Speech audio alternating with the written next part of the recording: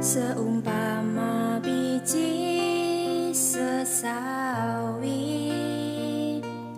yang ditabur.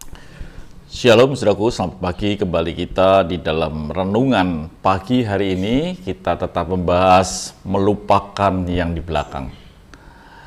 Dan saudaraku dikasih Tuhan, saya akan bacakan ayatnya sekali lagi di dalam Yesaya 43 ayat yang ke-18.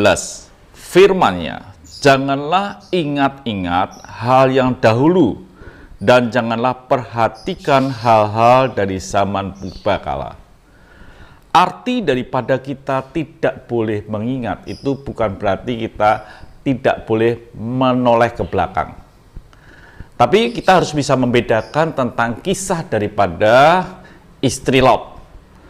Ketika istri Lot menoleh ke belakang, dia menjadi tiang garam.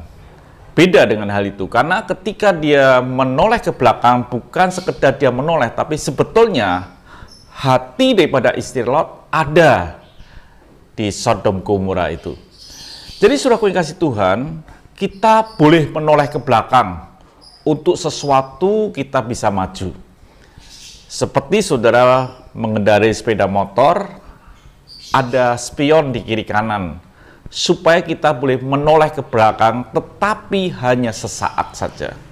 Hanya sesaat saja, supaya kita bisa meneruskan perjalanan dengan baik.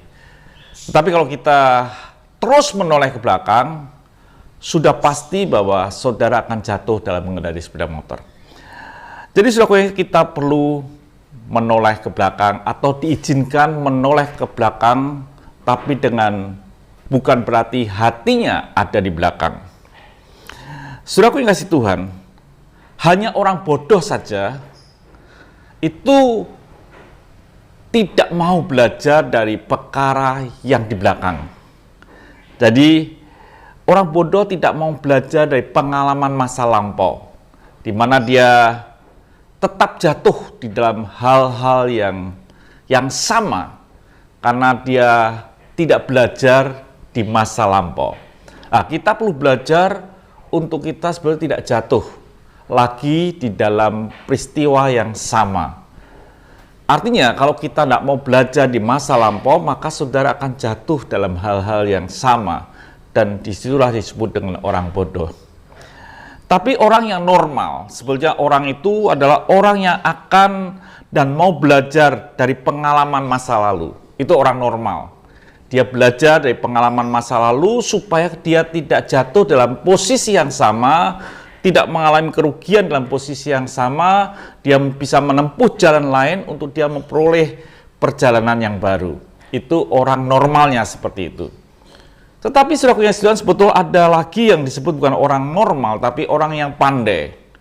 Orang yang pandai adalah orang yang mau belajar dari pengalaman orang lain, supaya kita sendiri tidak mengalami peristiwa yang keliru atau peristiwa yang merugikan. Contohnya begini, ketika saudara bersepeda dan di depan saudara ada orang juga yang bersepeda dan orang itu jatuh karena ada lubang di depannya dan dia jatuh karena sepedanya terperosok di situ. Saudara tidak perlu harus terperosok dengan hal yang sama. Saudara bisa melihat kegagalan orang lain dan saudara bisa menempuh jalan yang baru, dan saudara bisa meneruskan perjalanan dengan keberhasilan. Orang yang pandai adalah orang yang mau belajar dari kegagalan orang lain, dan supaya saudara tidak mengalami akan kegagalan itu. Tetapi saudara yang kasih Tuhan, kalau saudara adalah orang yang bijaksana, saudara tidak perlu belajar dari kegagalan orang lain, tapi saudara akan belajar dari keberhasilan orang lain. Kita bisa belajar dari tapak-tapak keberhasilan orang lain, supaya saudara bisa melalui tapak-tapak keberhasilan itu dan saudara mengalami keberhasilan. Itulah yang harusnya terjadi di dalam kehidupan kita. Dan bahkan saudara kasih Tuhan, kita bisa melihat tapak-tapak orang yang berhasil itu, dan kita bisa melalui dengan kecepatan yang lebih. Ya, kita bisa belajar di situ.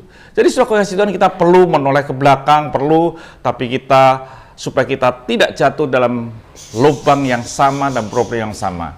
Tetapi saudara kasih Tuhan, dalam hidup ini ada hal yang lebih penting, yaitu kita mesti bisa belajar dari keberhasilan orang lain, dan kita bisa mencapai hal itu jauh lebih cepat daripada orang lain. Itu yang dapat saya sampaikan pada pagi hari ini. Dan bila hidup saudara diberkati dan hidup saudara boleh mengalami sesuatu yang baru, dan saudara betul-betul dalam hidup ini memperoleh keberhasilan seperti apa yang Tuhan sudah siapkan buat kita, yang dikatakan dalam Yesaya 43 ayat yang ke-19, lihat, aku hendak membuat sesuatu yang baru, yang sekarang sudah tumbuh, belumkah kamu tahu?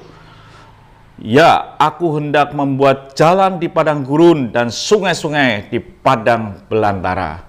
Tuhan memberkati, sampai jumpa esok pagi. Tetap semangat dan jaga kekudusan, dan tetaplah tinggal dalam kasih Tuhan. Haleluya.